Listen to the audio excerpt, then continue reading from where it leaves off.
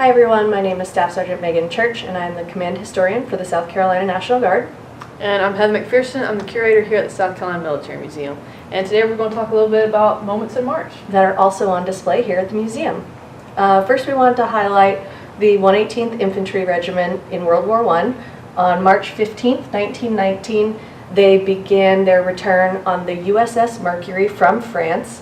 A couple days later, Company L from Hartsville and Company M from Camden returned as well. Everybody arrived right around March 27th into Charleston and then began their trip to Camp Jackson at the time to start their redeployment and discharge procedures at Camp Jackson. And a cool little fact about the USS Mercury, it was actually a German ship prior to the U.S. entering the war. And they kind of tried to find a safe harbor off the coast of New Jersey. And once the U.S. entered the war, we're like, we need that ship for troop transport. So it actually transported about over like 18,000 to France and then 20,000 on the return trip home. So interesting little fact about a ship that was once used by the Germans. So yeah, we're going to move on to a different case and kind of talk a little bit more about moments in March.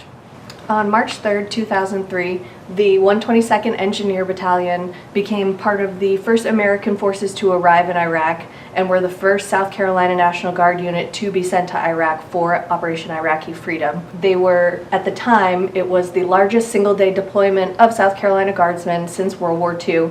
That was later surpassed by the 218th Maneuver Enhancement Brigade when they deployed in 2007. The 122nd Engineer Battalion also received the Valorous Unit Award for extraordinary heroism in military operations against an armed enemy. In this case, we actually have a copy of the Valorous Unit Award that the battalion received. They were the first South Carolina National Guard unit to receive that award. A few weeks later, the Swamp Fox of the South Carolina Air National Guard also began combat operations in Iraq 2 days ahead of the official start of the war. Alright, so March is also when we're celebrating Women's History Month, so we want to talk a little bit about our Women in the Guard display here at the museum. And the first enlisted females were actually Bonnie L. Morris and Ramona Swales. Ramona was actually from the Oklahoma National Guard, and Bonnie was part of the WAC, the Women's Auxiliary Corps. Now, during the 1950s all the way up to 78, you actually had to go through basic training if you're a woman in Fort McClellan, Alabama. So that was just basic training for women back then.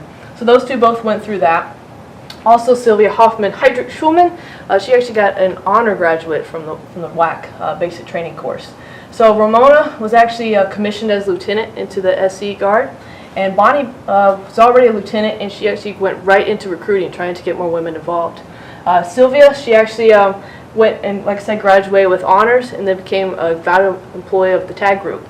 She was with the 51st Aviation, and Bonnie and Ramona were with the 132nd Medical. So just some great first women in the Guard, kind of paving the way for the rest of these amazing women.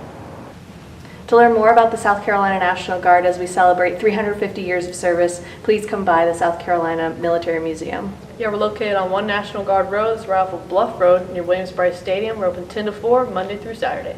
We're also on social media, both of us. The South Carolina Military Museum is at SC Military Museum, and the South Carolina National Guard History page is at SCNG History.